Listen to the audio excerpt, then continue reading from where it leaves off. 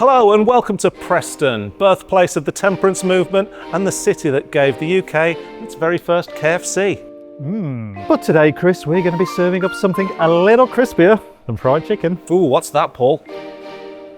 A Bright IPA. That's right, we are here at Chainhouse Brewing to meet Ryan, who we've picked as our champion to combat the forces of the Craft Beer Channel and Drop Project in the Great Bright IPA War of 2025. Shall we get brewing? Well, you can.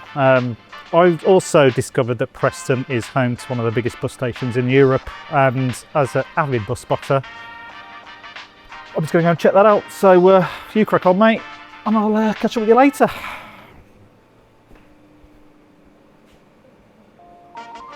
Ryan? Ladies and gentlemen, meet Ryan Hayes of Chainhouse Brewing, a brewery he started in his garage back in 2017. We recently dug into Ryan's full story during our farm trip series, and something about it hit us in a way we just didn't expect. The graft, the stubbornness, the DIY spirit. It all felt very us, and that's when we knew we needed to do a collab.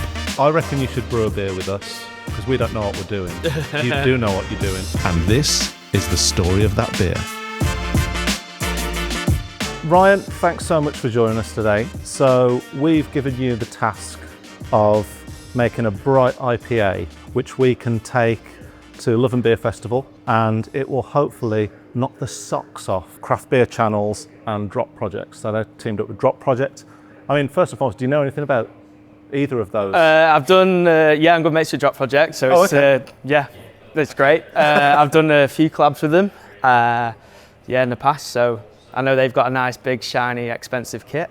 Oh, okay. A very nice kit, and we're working with what we've got. Yeah, it's quite funny because when I mentioned to Johnny from the Craft Beer Channel that we were going to be getting you to brew our beer for us, he was like, oh, I've not heard of Chainhouse. Well, gets the name out, hopefully. Gets the name out there, yeah. Okay, so Bright IPA, what do we know about that? I've not had much in the way of Bright IPAs. In my mind, before I knew anything about Bright IPA, I just imagined something that's really crisp, refreshing, super drinkable. When you hear Bright, you think sunshine. West Coast meets tropical, vibrant, I don't know. Yeah, and also maybe I suppose trying to get away from the haze train. Yeah. So one of the things which is a characteristic of this Bright IPA is it's got to have that kind of clarity and a bit clearer than a New England IPA.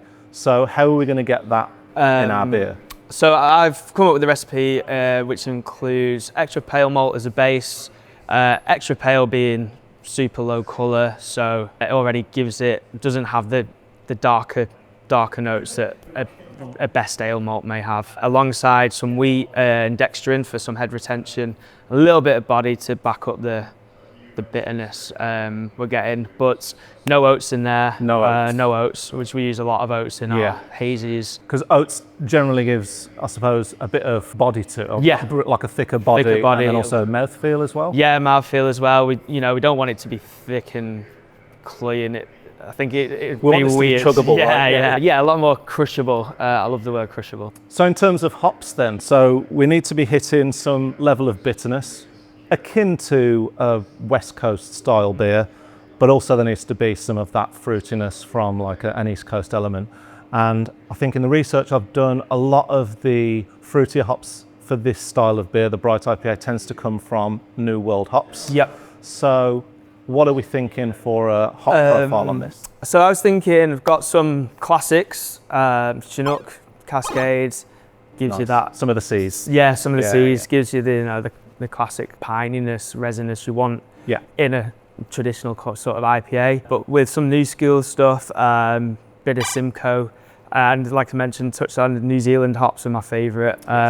Just brings out that, I mean, that's real New World kind of tropical vibes going on as well. So, you're talking our language on that. Yeah, so I think beer with some of the classic C's and these sort of newer hops might be interesting. Could we do maybe Motueka?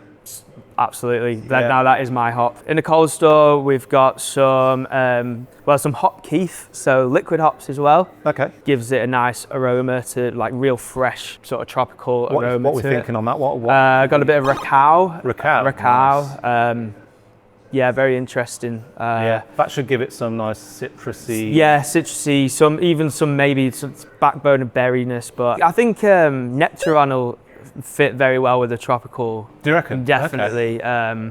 Nelson's a bit more on the wininess, which is lovely. Could work well as well, but I think with the bright tropicalness. Which we'll add in at Whirlpool and Dry Hop, is that right? For aromatics? Yeah. Big doses in the Whirlpool, as big as we can go without clogging the hop filter, I think. Yeah, fair enough. Yeah, I mean, that's the, yeah, that's always the aim of the game. Yeah, we'll see. And then, dry hop. We could do some mid-firm additions as well as post-firm additions, so call it a double dry hop if you will, Nice. but I do that quite regularly. Okay, well, let's go and get some hops out, let's measure some stuff, and let's throw some of that grain you talked about in that one over there. That's the mash tun? Mash tun, that's the one, right in the middle. Okay, we'll go and do that. With Paul still AWOL at Preston bus station, it was down to me and Ryan to finalise the hop selection and put the finishing touches on the recipe. We had a good ronk on some hops, including the Rakow hop keef, which was pretty pokey and went straight to our heads. I could sniff that all day. I mean, do you ever feel like you want to drink it? Yeah. Thankfully, we managed to resist the urge to drink the hop keef and instead focused on putting together a recipe sheet, which is linked in the description if you want to try this at home. It was then time to turn our attention to another of beer's crucial ingredients. One of the things that we haven't talked about just yet, because we've just been doing the hops, was the choice of yeast for this. So obviously, whatever choice of yeast we decide to throw into this is going to shape the beer quite considerably. We brewed with Baron back in January, and when we did New England Double IPA, because it was sort of like a Verdant clone that we wanted to do. Yeah. I think it was like Lalleman's Fruity 04 IPA. Yeah. What are we going to go for with this? Because it's definitely going to be different to that. Yes, different. We're going to go with WHC LAX yeast, so traditional, similar to the US 05 yeast, very clean, gives us a nice crisp backbone for the hops to sort of shine through, if you will. Okay. Similar to kind of what Sierra Nevada used for their Chico yeast. I think Nice. it's probably taken from Yeah. US 05 at some point. Well, you're definitely talking our language on that sort of thing as well. In terms of like the, how much that'll give you in terms of the A, because obviously that gives you the alcohol, therefore the ABV. Does yeast ever shape that, or is it just about how much water you put in? Yeah, it will do. So a yeast that attenuates more, it'll chew out more of the sugars, gives you more alcohol, so you get a drier finish. So with this yeast, we want it to finish a little bit on the drier sides, finish lower than maybe sort of a Verdant or a Fruity IPA yeast would finish, giving us less sugar, therefore not as sweet, a bit drier, and a little bit less alcohol. So we have done a smaller mash to compensate it finishing lower, because it's quite easy for it to keep chewing through the sugars, and we'll end up with something super strong if we're not careful. But I mean, sure, I'll get drunk either way.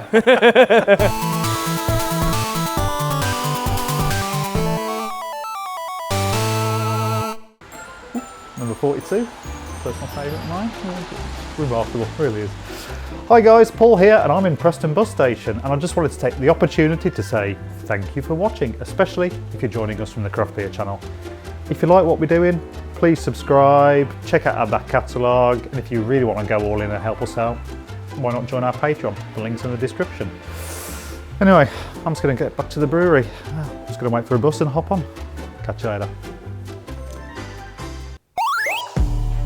Back at Chainhouse HQ, it was time to start mashing in, and sure enough, Paul arrived just in time to earn his keep.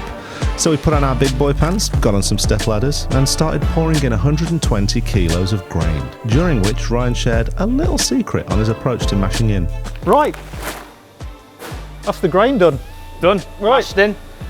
Chris has hurt himself because he hasn't done any manual labour for about 5 years, so he's applying some DPs to his arse in the corner over there. But we wanted to just have a little chat at this point, because you've got a bit of a unique approach to the mashing in. Yes, I got shown an article about how Germans make their lager, and they worry about hot side oxidation, so they try not introducing any sort of air whatsoever in the process from mashing in all the way through. And he said the underlet, the hot liquor, essentially just fill the mash tun full of grain, fill the mash tun full of hot water from the bottom, let the rakes do the job. I don't have rakes, but in my head I thought, right, rather than me stood up a ladder trying to tip malt into mash tun with hot water going everywhere and breaking my back and getting burnt and things like that, I thought I'd give it a go, and it worked a treat. Right. So now that's all I do. Fill the mash tun full of grain, stick the hose on the bottom, fill it full of water, and then just give it a stir. So why doesn't everyone do that? I assume on a bigger kit it'd be quite difficult. Unless you've got rakes, I don't know. A lot of people have hydrators, so it helps get the grain hydrated in the first place. But for me, this works a treat. It's easy to control the temperatures, just as long as your temperatures are okay to start with. With the hot water's the right temperature, you know your grain temperature. I know I'm going to lose about 10 degrees mashing in. Just let's go for it, and yeah. And it saves my back. I've, touched wood, not hurt myself since doing it. Are we still learning from German brewers? Yeah, I think so. All these years later? All these years later, yeah. Still got wisdom to impart. Ah, good old Deutschland. After 60 or so minutes, it was time to grab the shovels for the obligatory Collab Day photo op. Unfortunately, this also meant there was work to do, so here's a sexy heroic montage of men at work.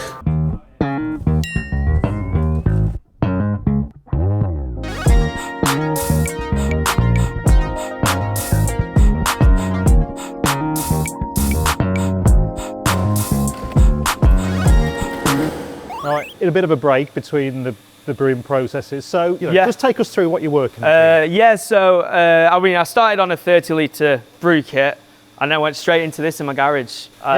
We saw the photos. Yeah. So I bought 3-barrel brew kit, about 500 to 600 litre brew kit from Hoplex in Scotland. It was designed to be brewing sort of traditional ales, so when I was sticking loads of hops in the kettle, it was clogging up, and I've modified it. I got a friend of mine who welds to add things, take things away. So these are very bespoke. They are now. Essentially, hot liquor tank, mash tun, kettle, mix in the mash tun, transfer to kettle, and then into any one of these SS Brewtech fermenters. These are off the shelf. These are nice fermenters. That's the only thing that's not been built for me. How many brews are you doing at once typically? I try and brew 1 beer a week.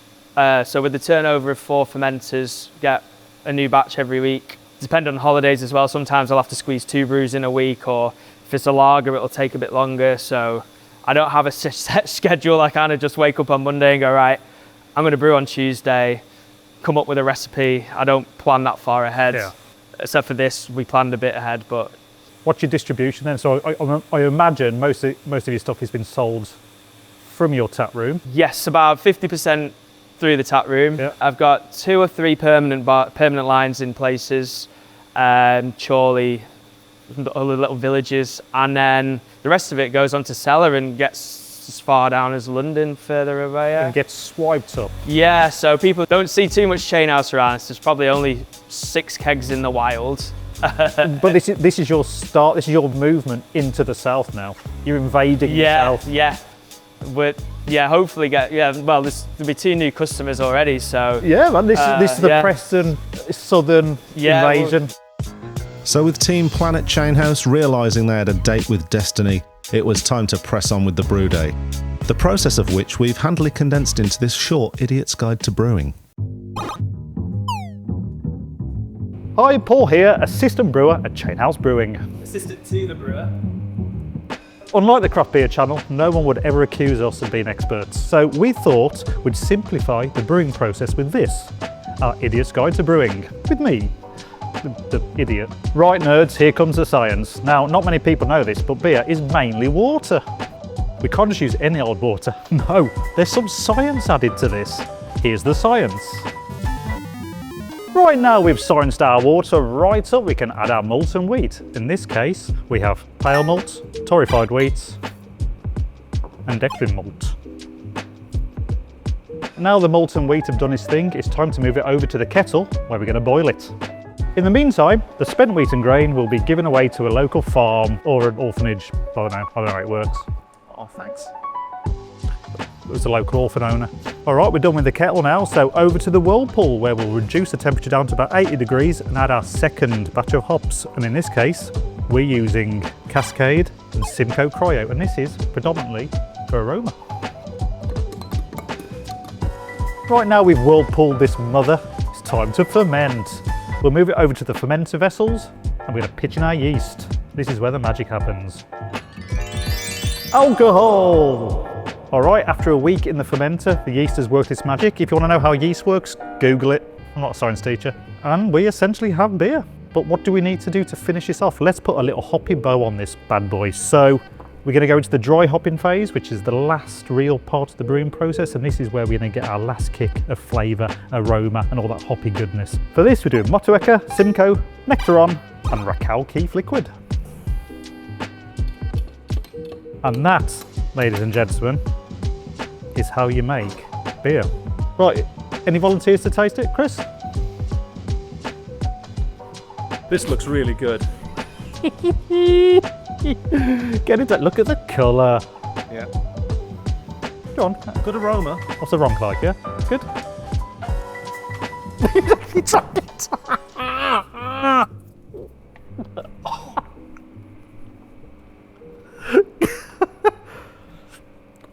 I'm pretty sure the final product will be better than that, but...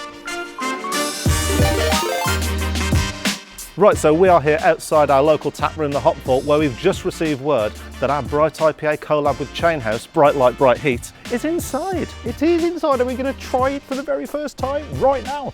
Let's go and get a beer. Whoa! David, is our beer on? It is indeed, yes, what would you like?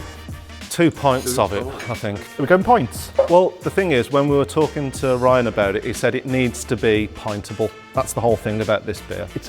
I mean, I don't need much encouragement No. to have a pint, so let's do it. So we're getting Dave to pour this for us. Do you want to get in on the, have a little bit of a close-up? This is the most guerrilla filming we've ever done. It's hard to see what it looks like at the moment. Oh no, it's clearing up at the bottom. Clearing, that's Oh, good. that's a good sign, isn't it? There you go, guys. Enjoy. Thank you very much. There we go. Okay, so I mean, have we noticed? I've noticed the shirt. Is that on purpose? Could be. Cheers, matey. Let's go, cheers. Cheers, Ryan. Oh, hello. Yeah? Yeah, He smashed it. So in the time it's taken from me to walk the probably 10 feet from the bar to here, Yeah. I've drank that much. Yeah, it's really, really good. I mean, I would be lying if I said that I wasn't a bit nervous. I filming was this really anxious. Yeah. So let's be real. Real talk, Chris. I'm not a huge fan of Bright IPAs, which makes it a bit weird that we chose it as a style. Well, I think, the idea was that we were going to be picking a style that people can't, it's new and people don't really know much about yet, but they are kind of out there. And people are still putting their own spin on it. So it's a good style for this particular experiment. However, I'm absolutely delighted to say, and I'm no word of a lie here, that is brilliant. Yeah. I mean, the first thing that hit me when I took that sip was how bitter it was. Really crisp and bitter. Like I'm talking bitter lemon. Yep. Not so much orange, I don't think. It's more lemon. It's that kind of really citric but pithy kind of lemon thing going on in the best possible way. But on the flip side of that, we're getting quite a lot of sort of peach. Stone fruity. There's a lot of stone fruit coming up there, yeah. Which is exactly what you'd hope for. And the best thing about this is the bitterness is all day long. Yes. It's brilliant. We've talked a lot on this channel recently about how the haze apocalypse is very much upon us. Yeah. And we need to bring back old-fashioned bitterness, and that's doing just that. So, as you say, Ryan's done a spectacular job there. For 6.2 as well. 6.2? It's 6.2, yeah. Well, why am I smashing this for breakfast then? It's not even midday. Brilliant. Anyway, that is delightful. I'm happy. I think there's going to be a fight on the hands of Craft Beer Channel next weekend. I was a bit apprehensive with it being Craft Beer Channel's festival, and obviously a lot of people are going to be in their kind of camp. But I think if people are being completely objective, and I'm speaking from complete bias, I think this has got a really good shout to do a bit of a giant slaying. Let's see how that goes, but cheers, buddy. Cheers, man. Cheers, Ryan. Cheers, Thank Ryan. you. And that's it for part 2. Be sure to head on over to the Craft Beer Channel for the thrilling conclusion to this hoppy saga, the outcome of which not even we know. But we expect to see Johnny and Brad use their 25 years of combined industry experience and contacts to try and tip the scales in their favour. Classic AB InBev. And we say, bring it on.